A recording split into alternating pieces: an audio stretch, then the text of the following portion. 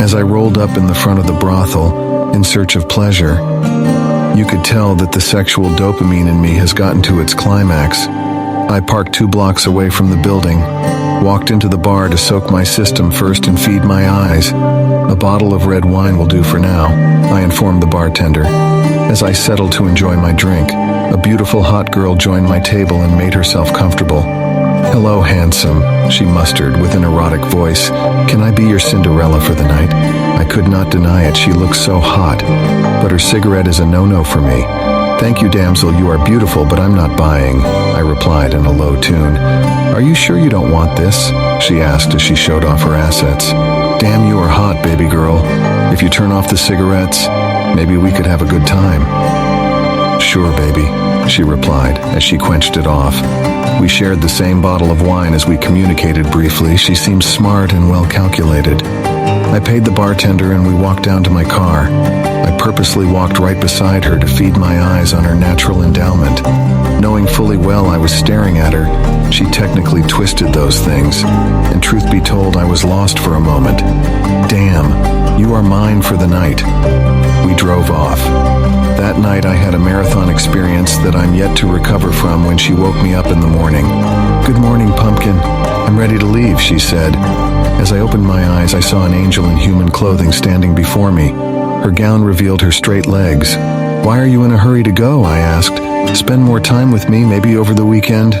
I will pay you well enough." She accepted my offer but requested I get her something to wear. "But who cares, we are all alone here, you can be yourself." But she declined, saying that she can't be comfortable being stacked naked. So we ordered some clothes and undies. That Saturday morning, as usual, I took my dirty clothes and the very ones she wore last night to the lobby, washed them with the washing machine, and proceeded to the kitchen to make breakfast. I brought out some eggs, about to break it when I heard her melancholic voice beside me. "I can help you with that," she said. "Don't worry, I got this. You are my guest. Allow me to treat you like one." "Thank you, but I insist," she replied, as she takes over from me. I brought out the necessary things I knew she needed to fry the egg. I couldn't help to deny it. I've come to feel attracted to her gentle spirit. I stand by the doorpost watching her do her thing. The pinky bikini looks so ravishing on her. I could feel my thing reacting over the beauty before me. God bless that beautiful morning as we finished having breakfast. Exhausted from what I called morning bliss, the sun ray could now fully be felt. That's when the devil came calling. My phone rang and I picked up. My boss calling me to please report to the office. "But it's my day off," I replied. He informed me that my replacement was abducted this morning on his way to work. Abducted? By who? "Okay, boss, I'm coming in." "Sunshine, I'm sorry. I have a situation at work that demanded my attention. Take this for your nice time," as I gave her some cash from my drawer. "I would have asked you to stay, but I don't know when I will return. But be rest assured I will holla at you once I'm back." "Is all right?" she said as she packed up to leave. You can tell she was satisfied with what I gave her by the smile on her face. As I walked into the bathroom to refresh myself, it happened. The sound and her cry at once made me seek cover behind the bathroom building block. There she lay on the floor, bleeding to death. The bullet has pierced through her heart. Within seconds, she is gone. I reached out for my weapon beneath my bathroom sink. I could hear the matching of some foot soldiers downstairs. I quickly grabbed my basement keys and hurried towards my emergency exit. I took the bulletproof Jeep GLK and dashed off within the fabricated block, taking them by surprise. The sniper outside fired several shots, but stopped when he or she noticed it was bulletproof. Immediately, I informed my agency and was authorized to blow up the building after confirming my visitor was dead. Damn it! As I initiate the time bomb buried beneath the safe house, by the sound of the bomb, I was rest assured that all encrypted information on my database is off reach. 2 streets away from the estate, I saw him, Hakim, the notorious drug baron who had been in jail, coming out from what seemed to be a clubhouse back door. I slowed down to monitor him. He answered the call, and I assumed he had been informed of my escape. At that very moment, he gazed around, now staring at my vehicle. He quickly returned to the building. I placed a call to the agency and requested backup. I dressed up with the clothes inside the vehicle and waited for backup. It took 5 minutes for my backup to arrive. I was already inside the empty clubhouse. trailing Hakim. We raided the whole building, but he was nowhere to be found. The manager was interrogated and was allowed to go after he revealed that the building is open for public use during the day. We demanded the CCTV footage of the establishment, but he made it clear that the clubhouse has none. We returned to the head office.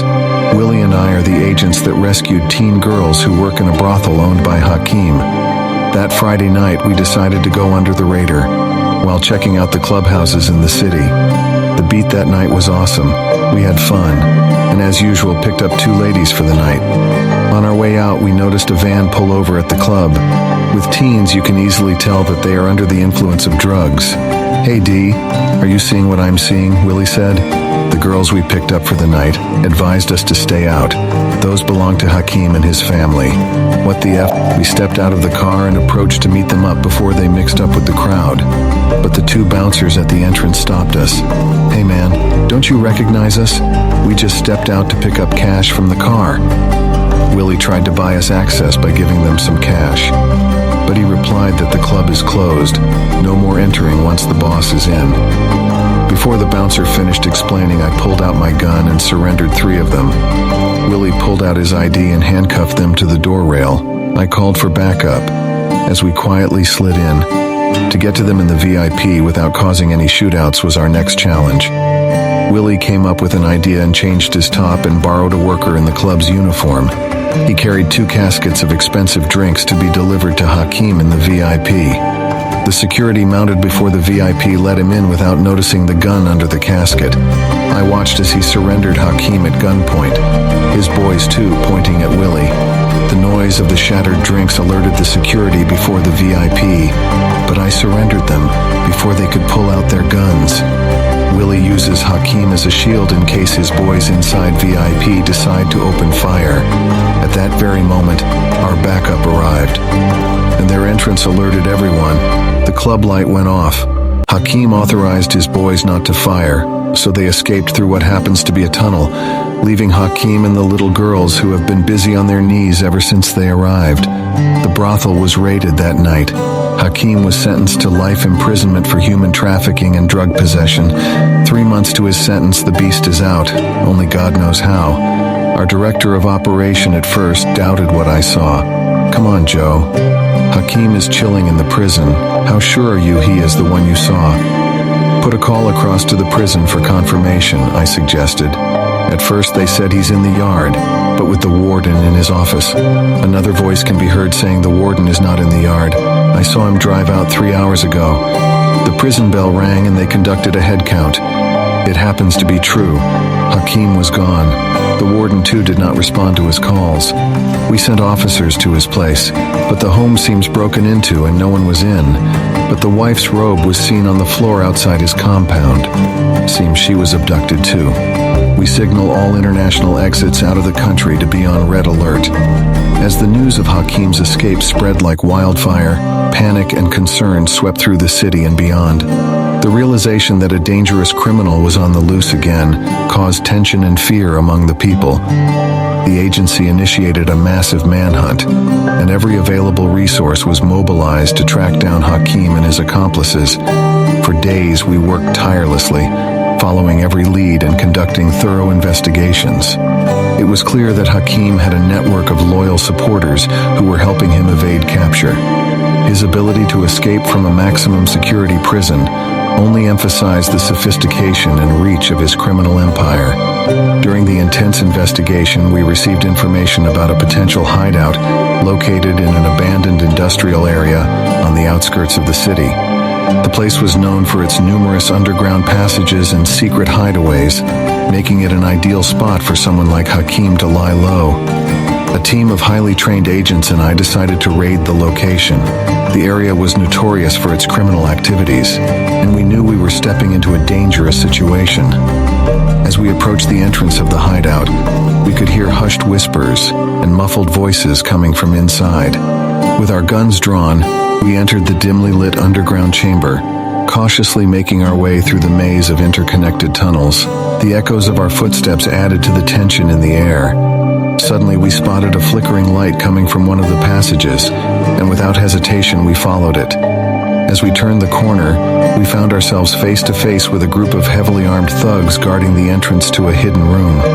We were outnumbered, and a fierce gunfight erupted. Bullets whizzed through the air as we sought cover behind the narrow walls. Amid the chaos, we heard the sound of a woman's voice crying out for help. One of Hakim's hostages, perhaps. We had to act fast. We coordinated our movements and managed to take down the guards one by one. The element of surprise worked in our favor, and within minutes, we neutralized the threat. Breathing heavily, we rushed to the room from which the cries were coming. Inside, we found a group of young girls, scared and traumatized by their ordeal. Among them was the warden's wife, who had been abducted by Hakim's men to keep him from raising an alarm. We immediately provided medical assistance and ensured their safety. The rescue mission was a success, but Hakim was nowhere to be found. It was clear that he had escaped again, but we were determined to continue the hunt until he was brought to justice.